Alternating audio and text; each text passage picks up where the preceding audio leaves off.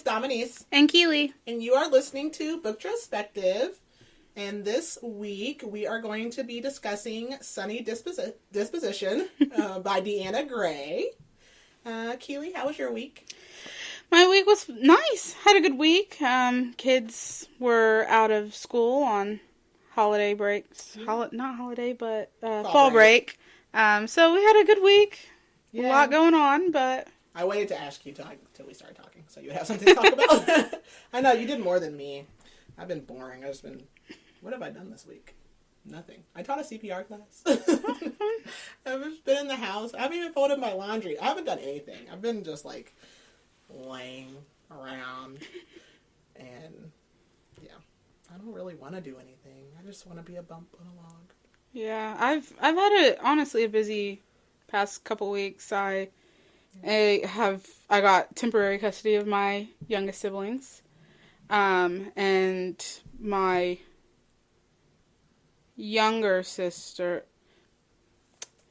Yeah, got temporary custody, and then got some surprise news that I'm not allowed to share yet. But yeah, good surprise.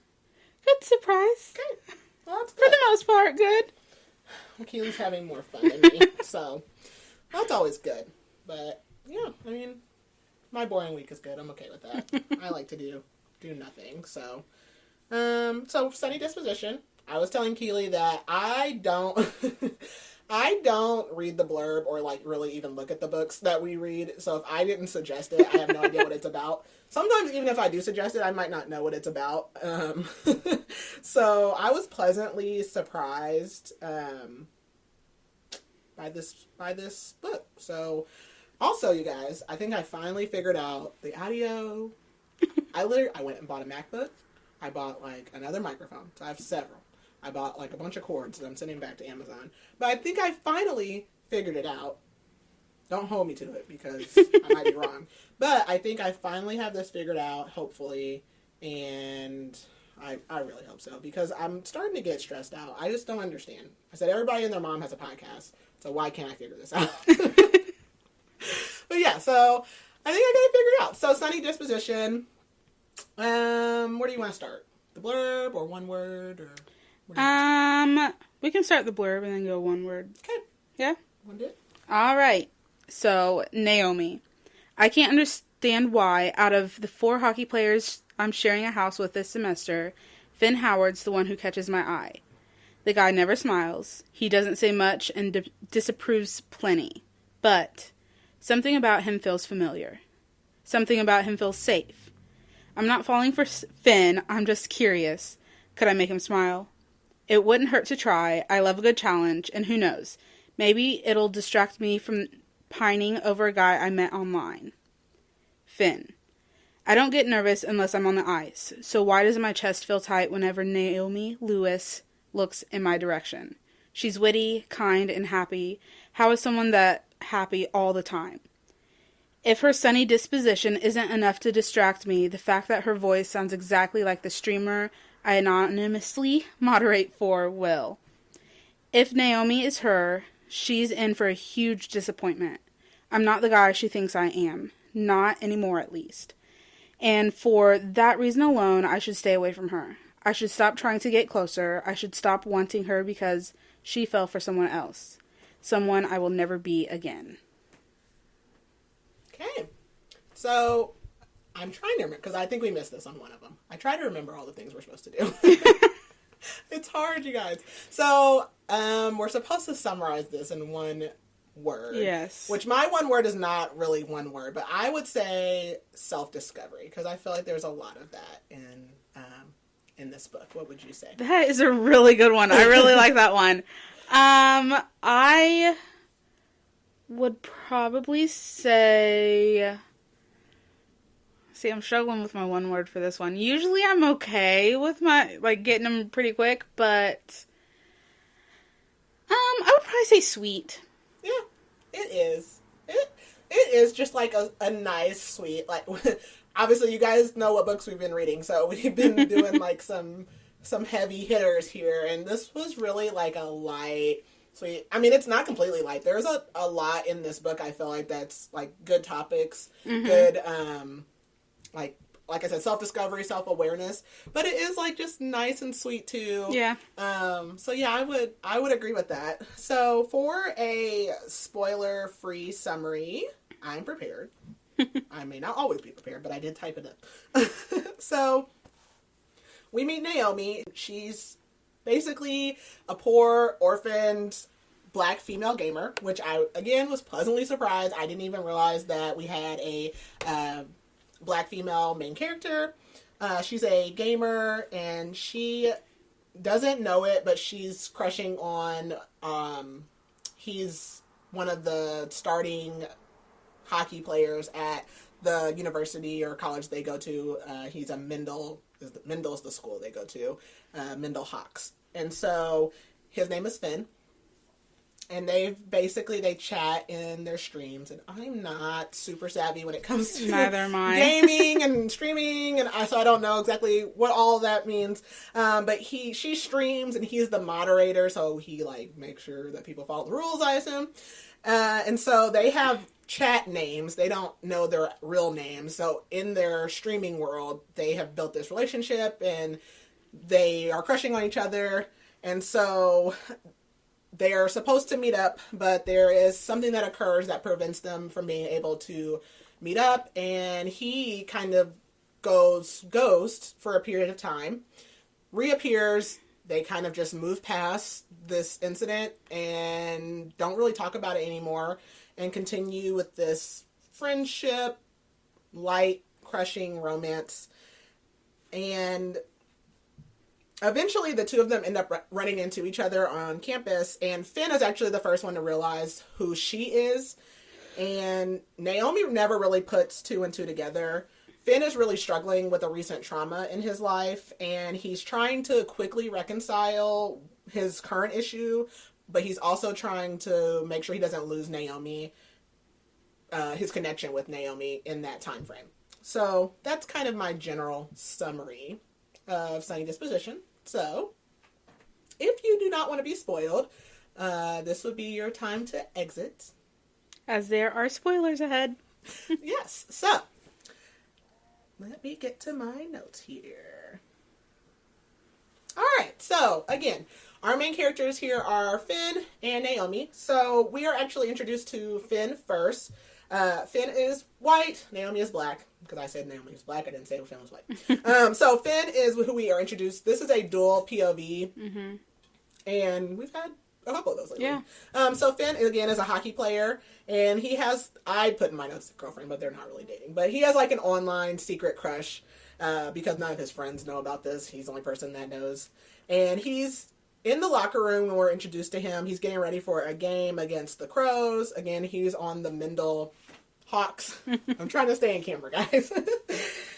And it's Chai, like Chai Latte. Yeah. I assumed it was like, so his name is Midquest. Is it MidiQuest or Midquest? Mid, I think. I think it's just Midquest online, and we'll learn in a little bit that her name is Chai, essentially, with like some numbers after it. Yeah. So Chai and Midquest, or Finn and Naomi. So we use those names a lot throughout this. So as of right now, Finn only knows her as Chai. So he's planning on meeting up with her after this game. During the game, he has an opponent. His name is Alex. And if you know anything about hockey, which I will preface this by saying, I don't know anything about hockey. I know that it's a pretty aggressive sport. And one of the things I do, and I'll talk about this at the end, I do really like about this book is I never really had any interest in reading a hockey romance because it's not normally like, it's not really a black sport, I'll just say that. And so I like that this introduced me to that world. But yeah, so it's an aggressive sport and it gets aggressive during the game. So after the game, he's leaving. His team wants to go celebrate because they win, but he, is planning on meeting up with Chai, and he's got some stuff to take care of. But before he can meet up with her, he runs into Alex again, the opponent that he had it out with during the game. They start fighting, but Alex's team comes and they jump him, and they beat him up very, very badly. And he ends the chapter saying, like, he plans on still going on this date. But He does not. So the next chapter, we find out that it has been 7 days since this incident. He ended up having to go to the hospital. He had surgery, and he has severe amnesia. Some people are not a fan of the amnesia trope. I'm not really sure how I feel about it. Yeah, I was kind of indifferent. I'm indifferent about it. So he has severe amnesia, and it's been 7 days, and he's just now even getting to a phone. He is talking about his sisters are there. He doesn't even remember them or their names. And he gets a message from someone named Chai. And he doesn't remember her, but he goes back through their messages. And so he can tell that he had a crush on this person and that he was supposed to meet her the night of the incident. And she basically just wants to know, like, are you okay? And she's like, I'll leave you alone. Just let me know, like, what happens, because obviously she doesn't know that he's been hospitalized and has amnesia. She thinks he ghosted her or something happened to him, so just let me know, are you okay? And he sends a stupid... I put stupid in cap lock because he sends a stupid message. I hate a miscommunication trope because just say what happened. But he sends a message and he doesn't explain anything that happens, and he just says he's going to make it up to her and earn her trust again. So we end up going over to Naomi, and she is with her friend Celeste. So again, Naomi is Chai, and she is with her friend Celeste. Mm-hmm. And they're actually cleaning out some gym lockers. We find out that Naomi works at the university, like, ice skating rink, essentially. And she's waiting on a message from Midquest, who is Finn. I will try to keep this straight, you guys. I feel like every book that we do has, like, memories or like multiple names or something. So we find out it's actually been 5 months since the incident, since he's been jumped and lost his memory. And he did end up telling her he was at the hospital, but he did not go into details. He doesn't tell her he lost his memories or anything like that, and they have not met. Celeste asks her, why does she work these crappy jobs? And that's when we find out that Naomi grew up poor, and Celeste's family has kind of taken her in, but she doesn't want handouts. She really wants to make her own way. So they're like walking through the stadium, and she swings the door open, and of course, she smacks Finn in the face. At this point in time, she has no idea who Finn is, or that Finn is Midquest. But she smacks a guy in the face, causing his nose to bleed, and he's there with one of his teammates, which it was Lincoln, I believe. The funny one. I think so, yeah. It's the funny one, which is Lincoln. And they don't know each other. So all she knows is a hot, broody, rude guy. And she's like instantly attracted to him, of course. And he's pissed. So Finn has been hanging out with his friends. He's pretty uncomfortable because he cannot remember them. He can't remember anything. He just pretends that he can remember to basically make the people around him feel comfortable. His friend Lincoln is telling him how he misses him being his wingman, and that kind of makes him think about Chai. He really only feels comfortable when he's chatting with her. Lincoln teases him, calling him mid, because apparently he must like not have had his headphones in, and he overheard him be called that at one point. But they have no idea that he streams or moderates or any of that stuff. So they don't have any. They didn't know prior to that incident or now that he does any of that. We also know that he has some other friends. So his friends are Lincoln, Sam, and Henrik. Yes. How do you say that? Henrik? Yes. That sounds weird. Yeah. I feel like it should be like, I don't know. Henrik. So they have no idea that he's a gamer. So Celeste is also showing Naomi to her new house. So, and she tells her, or she tells us basically, that Celeste's parents are landlords. They're actually kind of like slumlords, at least for this house. And they have a house on campus. This house is kind of far from campus. Apparently, Celeste tries to like say it. I don't know that Celeste knows her parents are slumlords, but Celeste tells Naomi, like, you could have just stayed with us. But again, Naomi wants to make her own way. So there was a house closer to campus, but of course her parents were like, they can make a little bit more money, so she can't stay at that one, but she can stay at this other one that's like 20 minutes from campus, but she's going to have to live with 4 guys that she doesn't know.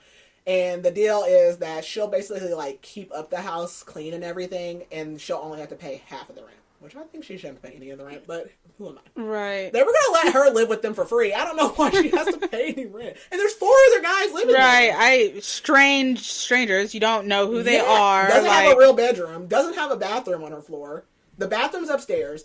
They turned the dining room into a bedroom. Yeah. That doesn't have a lock on it. And the door doesn't even close. Yeah, she puts like a crate in front of it. The bathroom's upstairs again. It's not well insulated, so it's cold downstairs. And they're in, where are they at? Utah?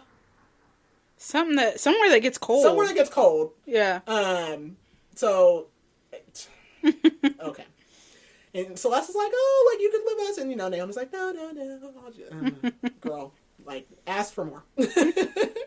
So, and also, Naomi doesn't have anything. She has, like, a beater of a car. Like, we'll talk about it more in a minute. But, so she doesn't have a good car. So she's 20 minutes from campus. The car doesn't have work. So she's also trying to, like, figure out how she's going to get there. She's like, well, where's the nearest, like, bus stop? And they're like, oh, it's a few miles away.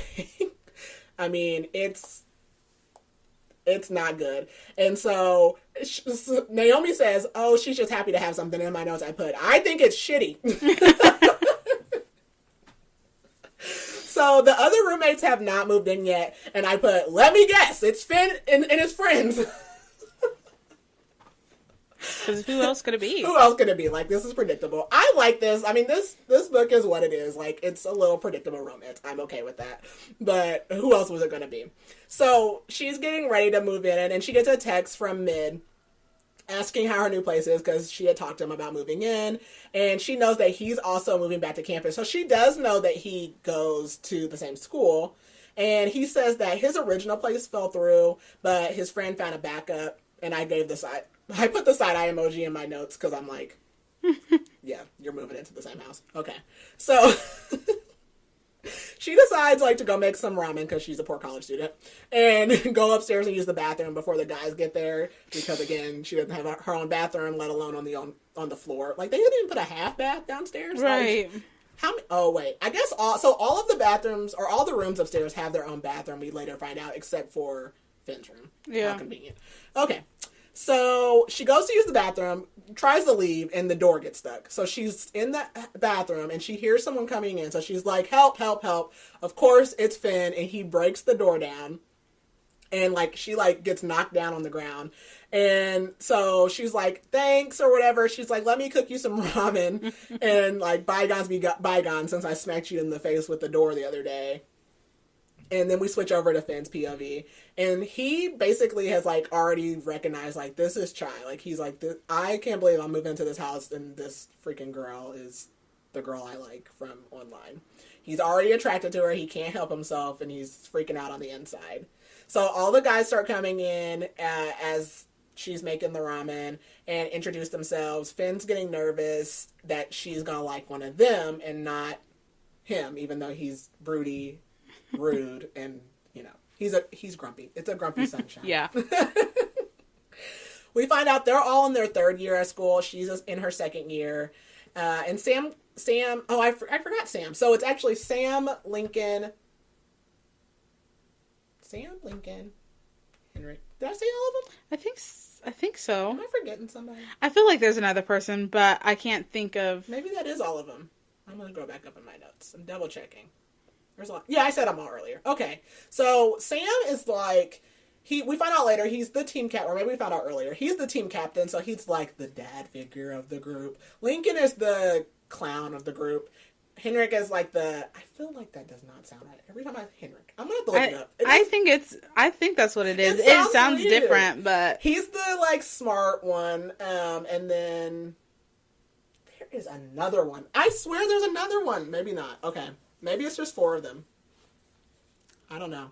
Okay. I feel like I'm forgetting a guy. So Sam comes in and he just like kind of wants to talk to Finn and just see how his like bearings are. And he kind of calls him out about lying about his memory. Finn just tells him, I don't really like talking about it because he's really tired of people just like poking and prodding him. He says his dad took him to a psychic and the psychic basically told him he was possessed and like a different person and freaked him out. Naomi thinks, we go back to her POV, Naomi thinks that Finn doesn't like her already because obviously, I mean, you did slap him in the face with a door. And we know that Finn's struggling with something. She doesn't know that, so she assumes that he doesn't like her. So everyone's in the kitchen and they're all talking except for Finn. Of course, Naomi doesn't know anything about hockey. I can relate, girl. And they already are like, oh, we'll teach you. And she locks eyes with Finn. And he sends her a message as Midquest and says that he's thinking of her. And of course, she doesn't pay a single bit of attention that this guy is texting her. And at the exact same time, you get a message. I mean, like, come on, girl. Where are your antennas? And Naomi, yeah. So that's how we end that scene. So the next day, Naomi wakes up late for her first day of school. And she's rushing out and she joins the guys. Finn comes out. He's, like, struggling to lock the front door. Again, Celeste's parents are slumlords. Like, the house is falling apart. There's, like, a crack in the window. Half the doors don't work. The house is raggedy. So Finn is the only one that has a car. And they're like, oh, you can just ride with us. And she's like, no, I'll drive. And they start joking about the car. And they're like, oh, we were going to have it towed. She's like, it's not that bad. She's like, well, my windshield's cracked. The leather's peeling. She's like, you can only get in the door. Like, you have to turn the handle a certain way. So, of course, she gets in the car. I would have been mortified. Like, I wouldn't even have tried. Oh, yeah. I would have been just like, no, let's go. I'm like, go ahead. I'll start it when you leave. Because she tries to start it 6 times, and it won't start. And then she looks up. Finn's just standing at her door. He says, get out. I would have never even attempted starting my car and it, like, acts raggedy in front of people. I would have probably cried. I would have been so embarrassed. I never would have attempted to start my car in front of guys. Never. And they already, like, talked bad about my car. There's no way. So Finn's like, no, you're riding with us, and you're not driving the death trap. All right, so when Finn gets in the car, he asks her what kind of music she wants to listen to, which Lincoln's pissed because he's like, you have never once in your entire life asked us what we wanted to listen to in the car. And he's like, all you listen to is podcasts. And Naomi's like, oh, podcasts are fine. And so they go to a gas station because he had to get gas. Everybody goes inside, and Finn gets out to pump gas. And so Naomi's like, because she's a sunshine, she's like, okay, I'm just going to try and get him to open up to me and talk. And she kind of gives us, like, a backstory about her and Celeste. She basically says she always used to get in trouble in school because she was, like, chatty Cathy. And Celeste never used to talk. And she said that Celeste liked that she talked so much because she didn't feel like she had to fill up their conversations by talking. And so she's like, maybe Finn's the same way. And again, Naomi has no idea about the amnesia, so she doesn't know that's the reason that he doesn't talk. So Naomi asks him about hockey, and he's like one-word answers. And then yes, he just... no. Yeah, he's like, blah, blah, blah. Like, he doesn't want to talk. So he gets out, and he's doing the gas or whatever, and she sends him a message as Midquest, again, because she doesn't know. And she basically like, how do you deal with someone who hates you? And she says, my roommate hates me because I almost broke his nose. And he sends her a message back and says, don't jump to conclusions and don't care what the guy thinks because you're better than him. And she replies and says that that she's always there for him the way that he's there for her. But then he doesn't respond, and all the guys end up getting back in the van. And then he does finally respond, and he just says he'll think about it. And in my notes, I'm just like, Finn obviously feels better communicating as Mid. As most people do, they feel much better communicating behind the wall of the internet or chat rooms or whatever. And Finn, in his point of view, like, he knows for sure that she is shy, and he knows that he's messing up. Like, he is, for most of this book, he's like, I have got to get it together before I lose her. And so he's, like, grappling with how is he going to rectify the situation. So Finn is also going through therapy post getting beat up. And we find out, like, he has chronic pain. He has back pain. And it's really not well controlled. So his therapist is asking him about it. He needs more pain meds. He's also trying to, like, get back on the ice. He still wants to play again. He admits that he is afraid of, like, being re-injured and losing his memories again. Naomi, meanwhile, is heading to her class, and her teacher from last year is her teacher again, but last year we find out she was completely off campus, so this is the first time that she's in person. Her teacher really likes her, and she recommends her for a tutoring job, which will pay her double what she's making at the stadium, so that'll help her, because she's like, great, I can finally buy groceries. I'm like, this poor girl, she is living the real poor college experience.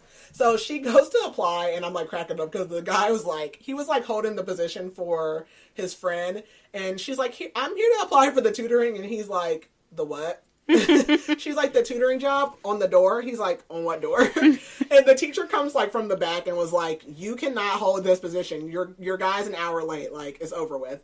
So of course, like, they give her some exam. They're like, oh, you can take like an hour and a half. She takes it in like half the time that it needs. And then the lady's like, okay, well, you did great with that. We just need to watch you tutor someone. And of course, who comes in for tutoring? Finn. And so he comes in, he's struggling with a problem. He's taking econ. More power to you. I would never take that class. So we find out that he dropped it last year, and he's actually an English lit major, which, aw, he's an emotional guy on the inside. I love it. And so she was like, why? I literally put, I'm in love. And so why are you taking this class?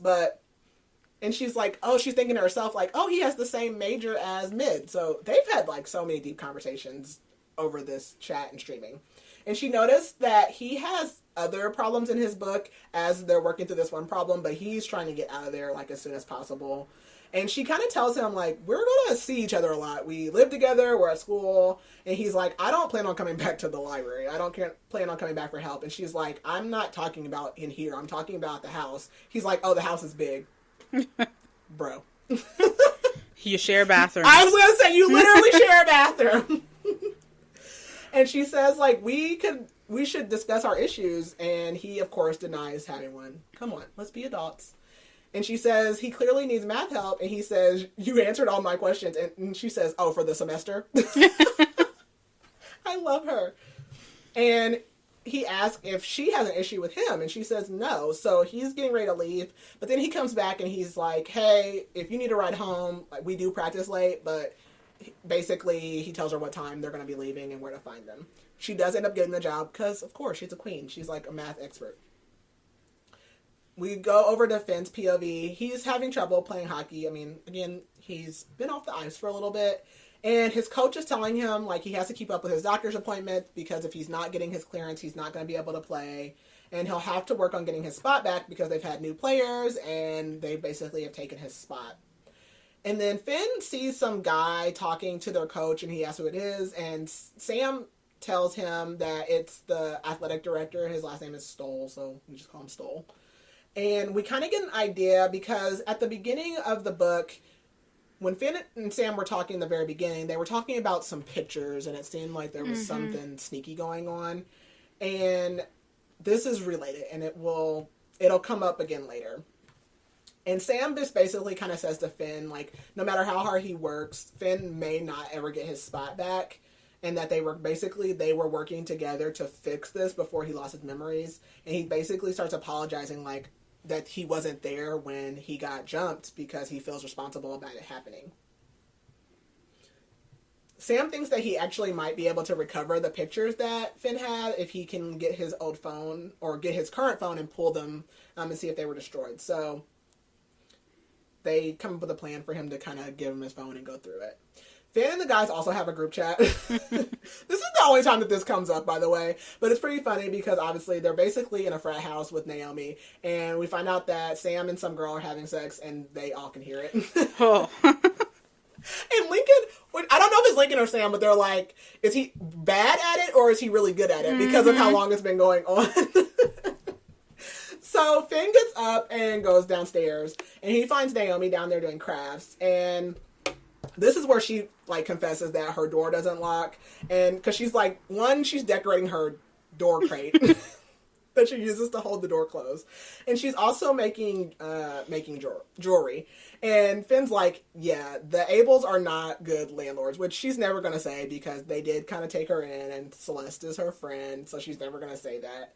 And he's also like, yeah, but they didn't fix the bathroom door. The window's cracked. He's also like, it is cold down here. He's like, he asked her, is her room cold? And he starts thinking like, I'm going to get a lock. He is Mr. Fix It. Like, we love Finn. He's already like in his head, he's going to fix the heat. I'm like, you gonna get an HVAC certification, sir? Like, He is about to fix the whole house. Mm-hmm. And so she asked him, like, why do you care? And he says, because you live here, you work here, and you pay rent, and it's not right for you not to get what you deserve. Which, yes, King. Yes. So he offers to help her paint her crate doorstop. And instead of helping with the jewelry, because he basically says, like, his hands aren't meant for small details because he has meaty hockey player hands. And she tells him he just has to believe he can do it. And he actually admits to her that he knits, which we know is because it was like a therapy thing for the amnesia, but he doesn't want to tell her all of that. So he says, oh, I just knit to relax. Which, I didn't mention this, when they rode to school the first day, she saw a beanie in the car, and she was like, oh, he probably has a girlfriend that did that. And so she's like, oh, you made that beanie. And she's like, oh, that's so cute. Which, that is adorable. And she also, so she says, oh, maybe I need to take up the knitting to relax. And he's like, why? And she says, oh, because of school. And she says, my birthday's coming up, which he knew because he's mid or mid-quest, but he can't, like, let her know that. And she says, well, I don't celebrate it since her mom died. So we find out her mom, I believe in the beginning she says her mom died, but her mom died from cancer. And she tells us that her mom has set up these emails, which, yeesh, her mom has set up these emails before she died that come out on her birthday, which, that is so selfish. Like, and this is like the second birthday, I believe, yeah, without since she's her mom. been dead. Like, why couldn't they come out on your birthday? Like, why didn't they come on my birthday? So these emails come on Naomi's birthday from her mom. And she's only gotten one so far, but she's already anticipating the second one. And she never even read the first one. And she basically is just talking about, like, how she always wants to be happy. And she doesn't like to bring people down. And Finn tells her, like, you can never bring people down. And they're, like, talking, starting to get distracted. And she ends up poking herself, and she starts bleeding. So he runs to get a Band-Aid and says, like, oh, it's my fault. I was distracting you. And she says that he distracts her because of how he says her name. And so he bandages her finger, and of course, like, he's, like, lingering touches, and they almost kiss, and then here comes the freaking girl that Sam was having sex with, and she comes downstairs, like, girl, you already have been disrupting the whole house. You could have stayed upstairs for, like, a couple more minutes. You heard them down here. So, of course, she comes downstairs, and Naomi's like, okay, I'm gonna go to bed, blah. So she cleans up, and she goes to bed, and of course, she can't stop thinking about it.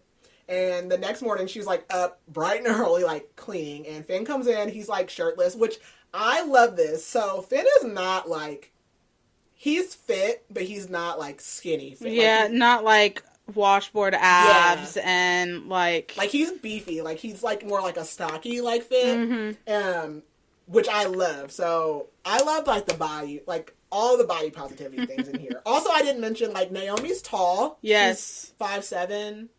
Or even taller than that. She's pretty tall. She's pretty tall. Because she's, I think she's up there with Finn. Yeah, like, he's not too much. Like, he's not super tall. He's, like, 6 foot, but he's not, like, most male characters. Like, they're normally, like, 6'5" or anything. Like, I love that they're not just whatever. Like, the typical. Not a little, dainty, like, 5'1" girl and I'll just toss you around.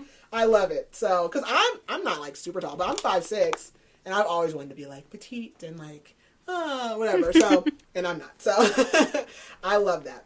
But Finn comes in, like, he's shirtless, and he has some glasses, like, kill me. So, she's like, he goes and, like, opens this, like, yogurt, and she is about to pass out. He is, like, flipping, like, the top of, like, the yogurt, and she is like, what is wrong with me? What is, like, so sexual about you opening this yogurt? And he goes to, like, start talking to her, but of course all the guys come in and they're like, oh, it's Murder Mystery Saturday. So essentially, him and all the guys have been friends, like, their whole life. They came from the same, like, town, and when they were growing up, they all couldn't watch TV on Saturdays because their parents suck. And Lincoln created this, like, Murder Mystery Saturday where he basically gives them a mystery to solve, and then whoever solves it gets a favor from whoever they want. And, like, Finn was like, oh, you don't have to play, but then they all end up playing, I guess. And while this is all going on, he ends up getting a call from his family, just kind of checking in on him. And we learn that he's actually only taking econ because one of his sisters is needing help. And so he's still trying to, like, fulfill that role that he's been filling prior to his accident. And so he's just kind of pushing himself through it so that he can help her. Especially because his family, his sisters more so, don't believe that his amnesia is as bad as what... Yes. Because he was like, he says this a little later, but like they would have just kept taking him to the doctor and stuff, and he just couldn't take it anymore. And he says later in the book, like, he never even felt better until he, like, got back to campus and away from them. So he's putting on this charade, basically, so that they'll kind of leave him alone. Mm-hmm. So he's taking, like, the econ to help his sister, and he's really just trying to fill, like, this role. And so they also are getting ready to go to the community center. I don't know what Celeste's parents all do, but they are landlords. They run the community center, own the community center. And the community center, like, they get kids on the weekend, and they basically, like, help them study, and then they get playtime. And so when the guys, like, were trying to find this house, they agreed to come help or whatever. So they're all supposed to do it. And so Naomi's like, oh, I'll go. So again, she's cleaning because that's her job in the house. So she's like, she's cleaning. Finn gets in the shower because he actually went for a run. Oh. I know. So he went for a run. He gets in the shower, comes in his room, drops his towel, all before realizing that Naomi's in the room. She has headphones in. She turns around. He's naked. The secondhand embarrassment that I felt. I died. So she's like, okay. She was like, well, we can have a schedule. He's like, you don't have to clean my room. And, like, he's, like, trying to, like, grab underwear and, like, put them on. And then he's, like, in his head, he's, like, trying to give himself until the end of the week to, like, come clean about who he is being mid. And Naomi is shook because she's, like, she saw everything. And it was amazing. So, and of course, like, he's packing. We know, like, that is the same thing in any book. No one's ever going to be a regular sized man. So, we knew that, and she's about to pass out. So, they're on the way to the community center. She's in the back of the van because she has to be as far as possible from Finn. And she is, like, fantasizing about him in the back. Of course, when they get there, Celeste assigns her to the same room as him. And it's the English room, which we'll get to in just a second.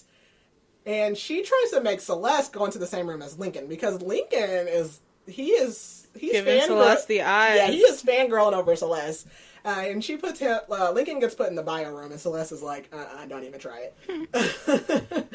So she drops it, but she ends up going into the English room with Finn. And before they go in there, Finn pulls Henrik aside and basically asks him for a little bit of advice, because we find out Finn won the murder mystery. And so he has a favor to use. And he basically says, like, Henrik, you're straightforward. He wants your help. And he's like, kind of lies and says, like, oh, I remember, like, you used to be straightforward. And Henrik laughs and says, you would have never asked me advice because you don't trust me. And Finn's like, are we friends? Like, he's like, what? What do you mean I don't trust you? And he says, yeah, we're friends, but it's complicated. And so Finn's starting to, like, he's starting to get, like, caught up in his lie a little bit. So we go to the English room, and obviously there's a group of kids in there. There's, like, 6 of them. And right now they're split into, like, boys and girls. But we find out they're basically supposed to do, like, a group project on the Hunger Games, which, love. We were just talking about the Hunger Games. And Naomi is freaking out. Like, she's, like, breaking out in hives, like, scratching her arms. And Finn, love him, King, he is so observant, and he's trying to figure it out, and we're in her POV, and basically find out she is severely dyslexic, which is why she's great at math, and she is horrible at English, and also that would make a lot of sense about her being super talkative in school, because it's a distraction technique. But she kind of talks about, like, having to read out loud in class, and just all those, like, things that we know people experience when, you know, you're growing up and you're discovering that you're dyslexic. So she's, like, internally panicking, and Finn notices. He, like, puts a hand on her. He's trying to calm her down. She's really surprised, like, by how observant he is, because, again, she still thinks he hates her. And she's, like, in her brain, like, okay, I'm trying to list the reasons that I don't like him, which her only reason is that she still likes Mid. And again, she doesn't know that these are the same people. And so she's like, I can't start liking him, and I still like this other guy that I've never even met, and I still need to get closure on that. So the kids barely even touch on this project before it's time to go to break. And of course, it's an ice rink because, come on now. So it's an ice skating rink. And they had already asked Naomi before, like, about skating, and she's like, absolutely not. She's afraid to skate because she thinks she's gonna, like, slice her neck off or something. I've been ice skating, like, once, and it was not a pleasant experience. I'm not very good at it. I'm just gonna be honest. I mean, maybe if I had a fin, maybe, maybe. So he wants her to skate, and she doesn't want to. So he sits down with her, and she tells him, like, you're a really good, like, natural teacher, and you should help the kids. But he was like, I would rather teach you. He was like, I want to teach you how to stay upright on your skates. So she agrees, and he puts her skates on, and we love a man on his knees. We love a man on his knees. So she's, like, feeling all the butterflies, and he goes to get his skates, and she starts to text mid, because that's kind of, like, the thing she's been doing. But then she stops, and she's, like, just thinking to herself, like, why do I feel like it's necessary to text him right now? But she does end up sending him a message, because she wants to be straightforward, and she's basically like, we need to meet. Because they basically had decided when he ghosted her that they weren't going to meet up. But she's like, nope, we need to meet up. It's been too long. We need to figure out what the situation is. And because she's starting to have feelings for a real person in real life. And so the message she says is just, I think it's time to meet in real life. What do you say? And Finn's POV, he's panicking because he gets the message and he's like, why does she want to meet all of a sudden when they had already decided that they weren't going to do that? They go out on the ice, and he notices, like, she's not her normal self. She's being shy. She's not making eye contact. That's totally different for her. And when he gets on, like, to the ice, she, like, is like, nope. She's trying to, like, back up. And she's like, I had a dream, and I go on the ice, and then I fall. I break my spine. Like, what, girl?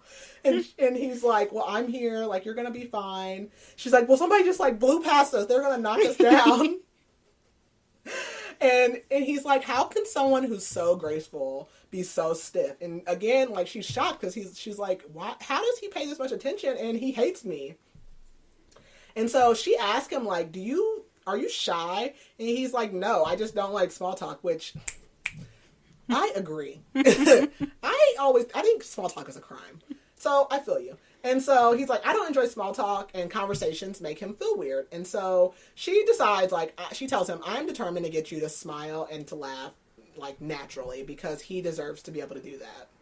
And so he has decided, after this event, like, he's like, the house needs a lot of repairs, and it's kind of like a new therapy for Finn. So he has taken it upon himself. He's bought Naomi a lock, which this lock thing is funny to me. So he starts with the lock. And so he spends all day not only, like, replacing this lock, but he's like, I spent hours in the store picking out, it's not like a regular, it's like an old-timey lock, like intricate. Fairy tale-like, yes. Elegant. It's probably got, like, one of those huge old, like, like, old school keys. Like, we're not talking, like, your standard $20, like, standard lock or whatever. And Lincoln comes in, like, as he's replacing this, and he basically is like, yeah, we know you like her. Like, it's obvious that you do. And he's like, this is a good gesture. Like, it's good. She's going to like it. So, of course, when Naomi comes in, she wants to pay for it because no good deed goes unpunished by her. And so they have, like, a cute little wrestle over the receipt. And he's like, no, it's a birthday gift. And that birthday mention, like, it completely changes her mood. And she starts to cry, and he's like, don't. Like, how can I fix it? And she goes, I want you to kiss me. And I'm like, ugh. And she goes, I want you to pin me to the wall and kiss me. And I'm like... And he's like, okay. And he was like, oh, okay, say less. So she starts, like, backpedaling, and he's like, no. So he, like, grabs her, and he starts, like, kissing her neck. And then she was like, okay, well, kiss me on the mouth. He was like, no, I'm pretty sure you said you wanted me to pin you to the wall. So he, like, pins her to the wall, and they, like, start making out. Also, they're in the kitchen.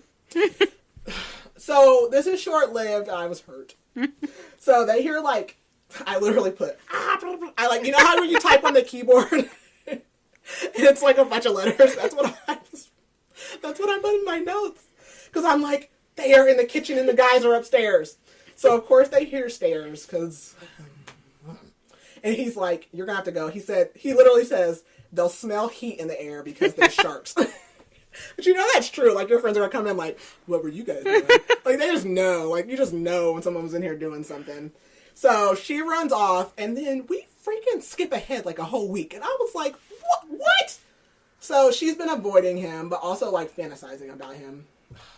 This is so unnecessary. You live in the same house. I am dead.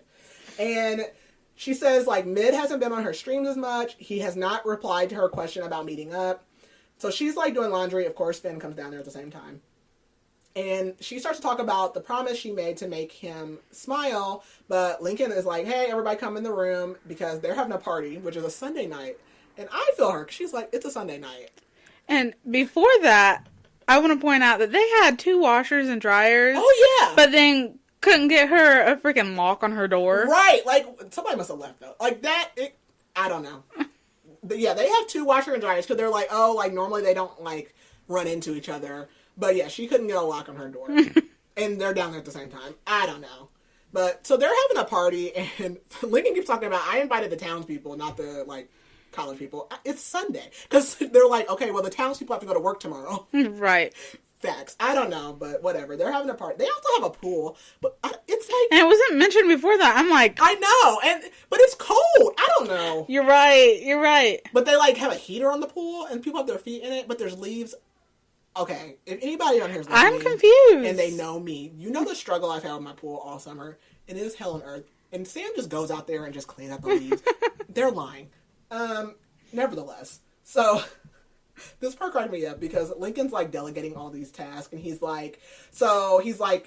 that Naomi's like the first guest of honor and then Finn's the other second guest of honor and she's like, why is he the guest of honor? And they're like, oh, because after his accident, which is where she first really learns out about like him getting jumped and the amnesia and everything, which he doesn't really try to like keep from her. I was surprised. I thought he was going to like freak out and be like, no, don't tell her. And so... He tells, like, he goes, Henny and Finny, you guys get the snacks. And I was like, Henny and Finny. I freaking love that. But Henrik has to do something. We never get an explanation about what he's doing, either. He had to go do something. I don't know. Yeah, it was all mysterious. Maybe it'll be in, another book, like, later. It'll probably come back later. Because this is a series. So, all the guys are going to have their own book, I'm assuming.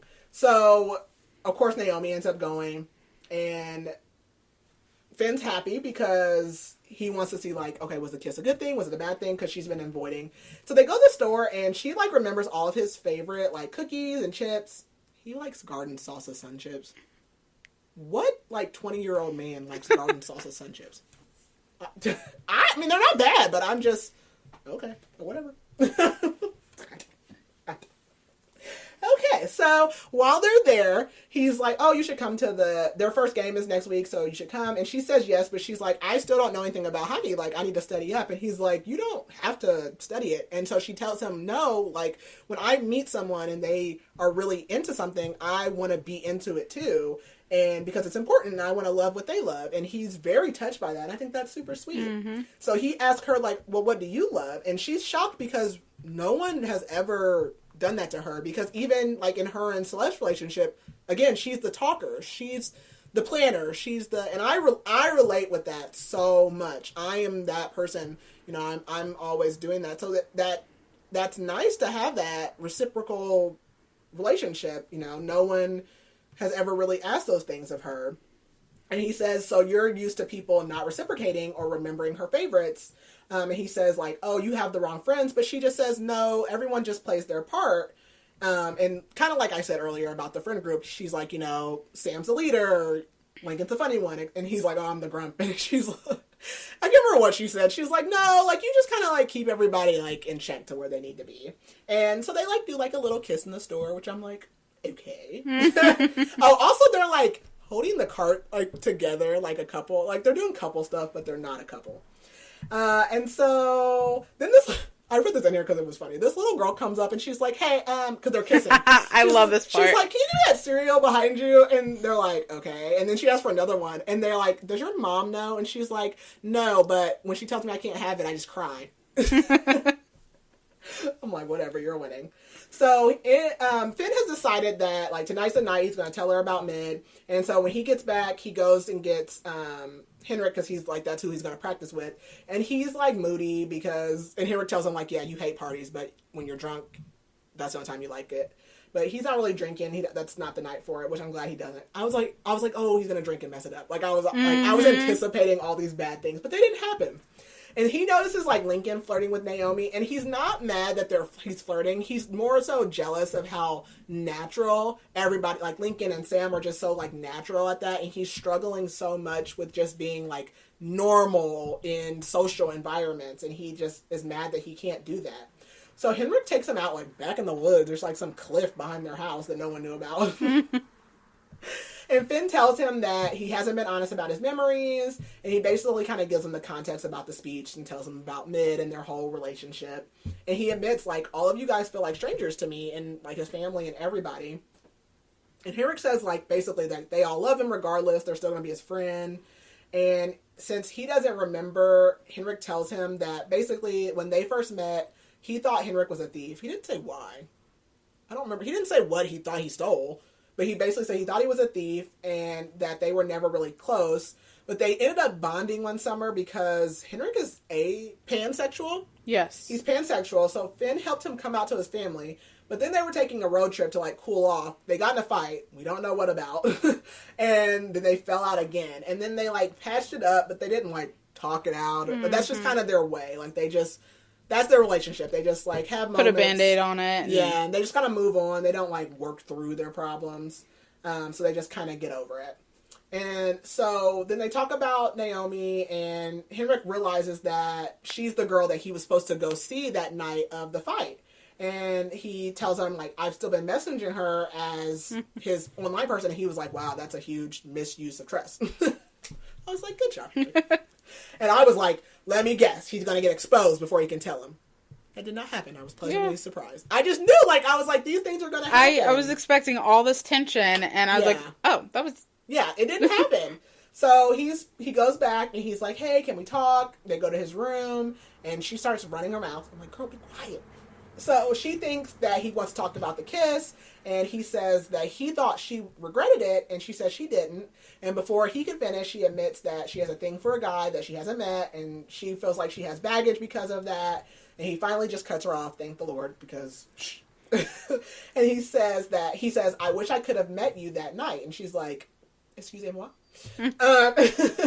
And she's like, and he says it was going to be their first date. And she's like, you're MidQuest? And he says yes. And she's like, I can't breathe. I'm, like, panicking. And he says after his accident, he had a brain injury with amnesia. And so she asked him, you don't remember us? And he admits no.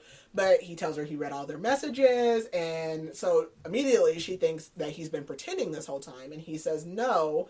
He said at first he was, the initial messages, but basically, he rekindled that. And so he said he feels like the old him died that night, and he doesn't want to be the old him. And so the person that he wants to be is with her, and that the first and only person that has ever made him feel safe was her. When he woke up, like, she was the one who was messaging him. And then, like, he says, damn. And he's like, I'm not supposed to curse because Henrik said it makes me seem aggressive. I'm like, they're so cute. And so she admits, like, she does hate being lied to because she says her mom did that a lot. And I really haven't said much about her mom, but essentially, she kind of gets more into her mom later. But her mom is just super strange, and, like, they lived in their car a lot. They were homeless. They, like, drive around a lot. And she'll talk more about her mom here in a moment. But she has trust issues because her mom lied to her a lot.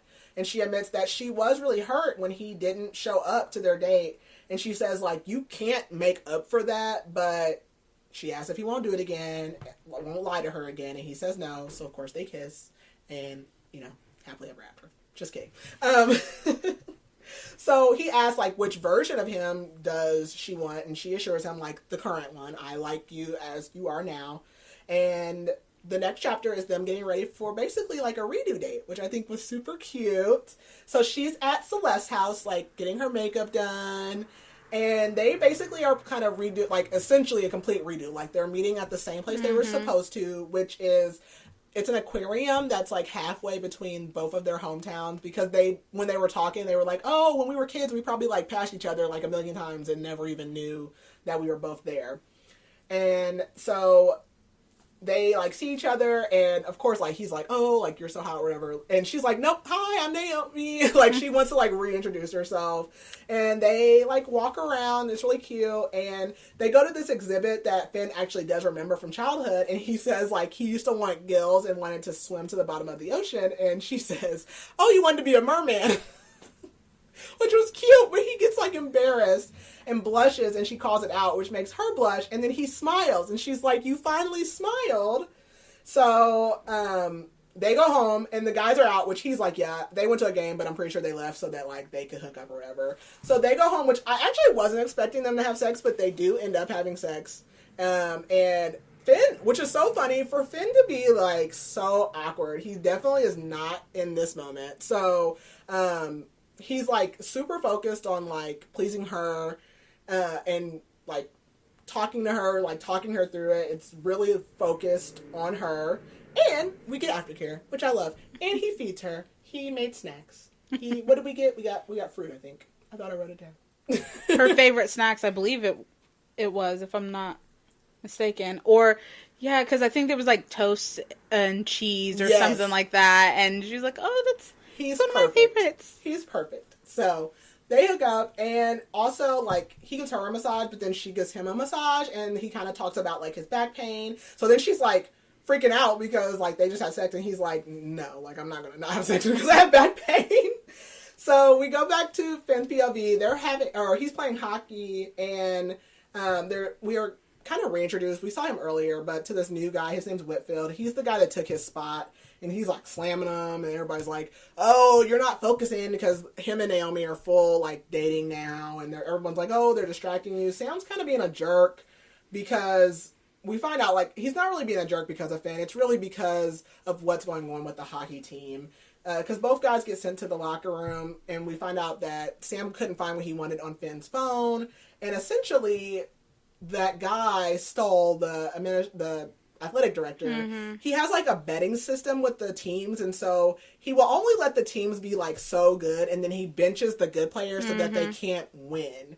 And Sam says that basically like his first year there, he kind of got in some trouble, and the guy helped him out and got some like scholarship money, and that's kind of all he found out about the betting system. And now Sam feels like he's being blackmailed, and so whatever was on the phone or whatever the pictures was supposed to help expose this.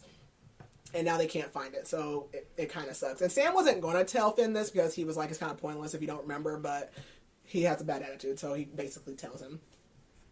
When Finn gets home, he finds Naomi crafting, so he knows like something's wrong. And she says that her mom's birthday email came early, and she's really trying to like hide like her pain about it. And he tells her like, you don't always have to pretend to be happy. And he's like, I'm going to take you somewhere so that you can like work on it. So he drives her like out of town to, it's called Windmill Camp. He says it's his uncle's camp, and he basically is like, this is where he came when he was trying to work through his emotions. And we find out it later this, but he gives her like a dull axe because she's like, that axe will not cut any wood. But the whole thing is he gives her a dull axe so that it'll like make her frustrated, so that she can finally like yell and scream and cry, because she's always trying to be happy. Because what she says is that her mom like blamed her. Her mom got pregnant at like 17, got kicked out, and she was like, oh, this is your fault. And then her mom was like weird. Her grandparents would send her mom money, but she wouldn't cash it, and she was like, oh, we can't use this money because of you. Just like very strange. Yeah. And then when she would work, her mom would like get scammed by religious organizations that probably weren't really religious organizations. And so she wants to prove to her mom, she believes her mom's watching her in the afterlife, that she can have happiness in her life. And she feels like if she lets pain and anger in, that it'll consume her. And so he's basically trying to show her that, you know, she can let that out and it won't consume her. So she does.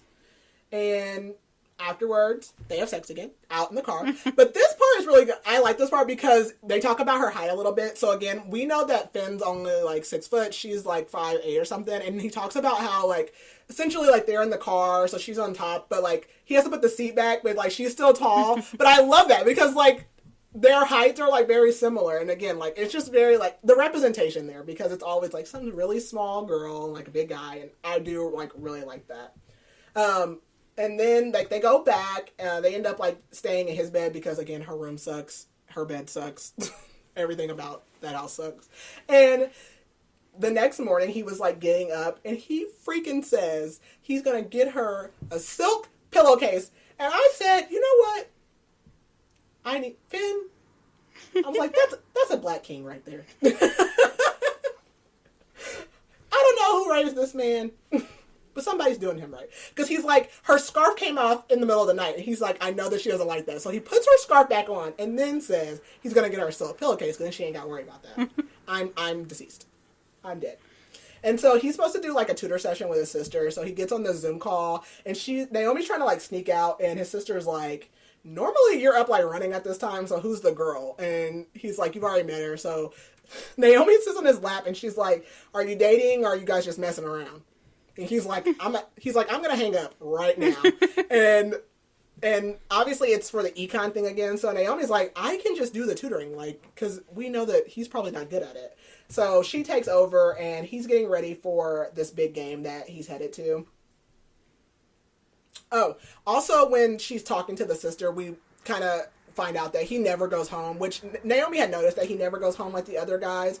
And Finn basically says, like, I don't like to be around them because they expect me to be my old self. And he's like, there's nothing for him there. Like, he's like, basically, Naomi and the guys are like his family.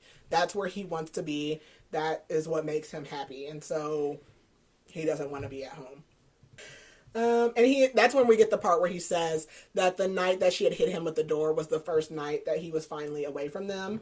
And he kind of like drops, he doesn't say he's in love with her, but he says he's like having like feelings of love. And she like stumbles a little bit, but they just kind of like move past that a little bit. So Finn, again, is getting ready to go to this game. It's an away game, and we find out that they're playing the same team that he played when the team that jumped him. And he wants her to come to the game, and he's like, you're driving my car. Because her car's, like, out of the shop now, but he's not playing those games. So, let's see. Surprisingly, because, again, we knew that he wasn't doing that great, and that Whitfield guy or whatever had took his spot, we find out that he's actually being put in the game. But again, that's because the administrative or the athletic director doesn't think that he is playing very well. So the whole thing is that they're expecting him to help them lose the game. So they go to the game, and surprisingly, the Hawks win. So Finn's team wins. And they end up going out to the bar afterwards. They're actually having like a really good time. And like the female hockey team that we got, they were at the party that the guys threw like a couple of weeks ago. They're there, like everybody's having a good time. And Lincoln and Hemrick get like super drunk. So Finn's trying to get them in the car. And he goes back in and he sees like Sam defending Naomi from some other guys.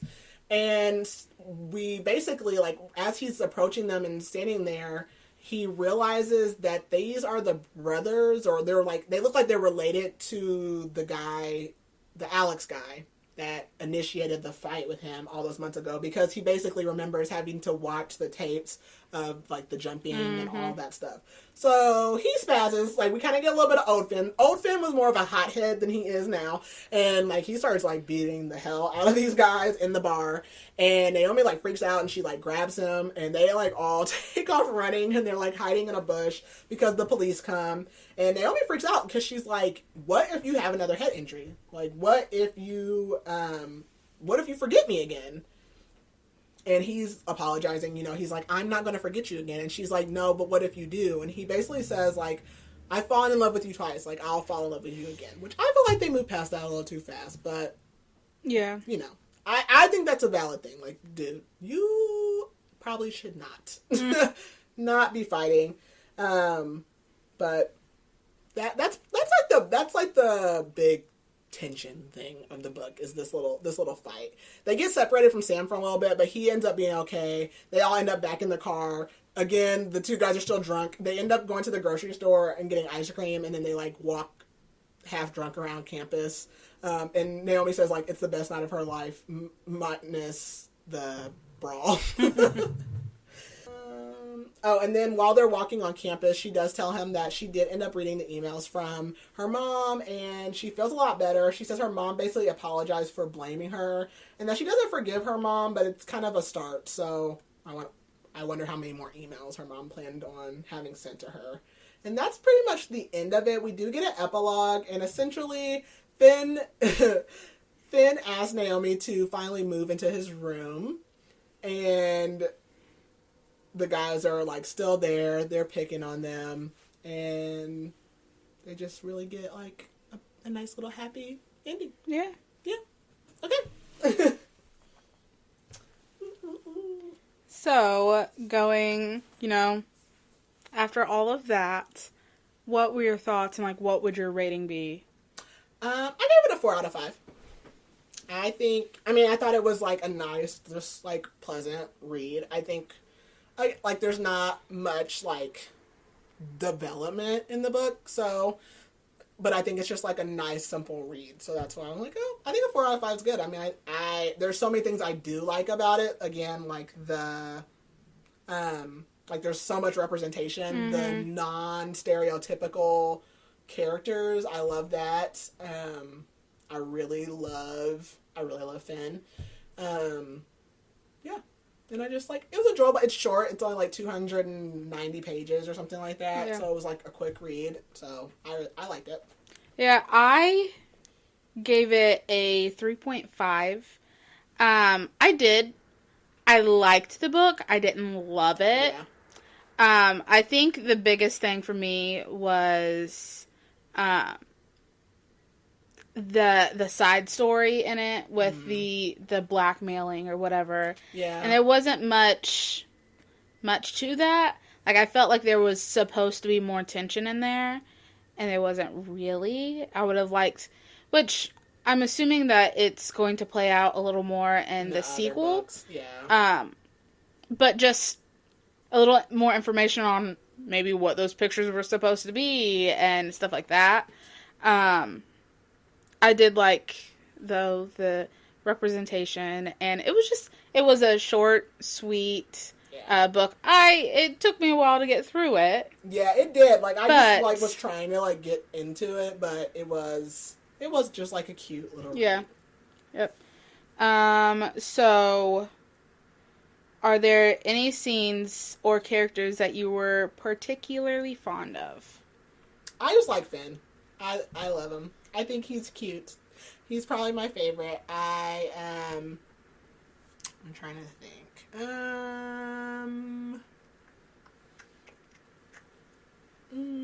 don't know if there's, like, a scene that I'm just particularly fond of. But, yeah, I like Finn. Yeah,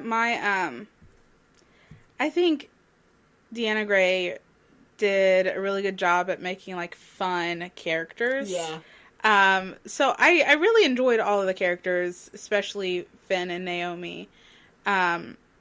Favorite scene-wise, or, like, the scene that really stuck with me, I love the door lock. Oh, like, yeah. That was just cute. So sweet, and yes, that is cute. I really enjoyed that. But what else? So, we mentioned that there's a sequel onto this. It's Team Players, and it focuses on Sam and I don't know how you say her name, but it's the female hockey player. Yeah. I don't know how you say her name either, but yes. Would you read that book? Is that one that you would? Yeah, like, it's probably not high up on my, like, list of I have to read it, but if I just, like, had a moment, I would probably read it. I don't know. I mean, I'm sure Sam's story probably goes more into the blackmailing thing. So yeah, I would probably definitely do that, but it's probably not, like, it's not high on my list of reading. Same. Okay. Who would you cast as the characters? What are your character casts? Okay, so for Naomi, I actually said Coco Jones.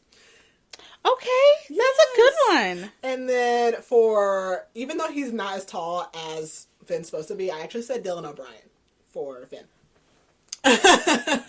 Okay, well, let's move on to mine real quick. Because I said, for Naomi, I said Lyric Ross, and Okay. that's her. So, yes. and for Finn, I said Dylan O'Brien vibes. Yep, I was like, yeah, it's giving me Dylan O'Brien. I was like, yep, he's a good one. I was like, he's not, like, I'm not exactly Dylan O'Brien, but Dylan O'Brien is the closest to what I'm saying. I can picture, yes. Yep. That's hilarious. That's the closest I could get. Yep, absolutely. I was like, that's the closest I could get to what I was wanting. So, absolutely. Okay. Yeah, I think that's all I have. All right. Well, our next read is Verity by Colleen Hoover. Yep. So, yeah, I think that's all we have. Did we cover everything? I think we did. I think so. All right. Well, thank you guys for listening. Bye. Bye.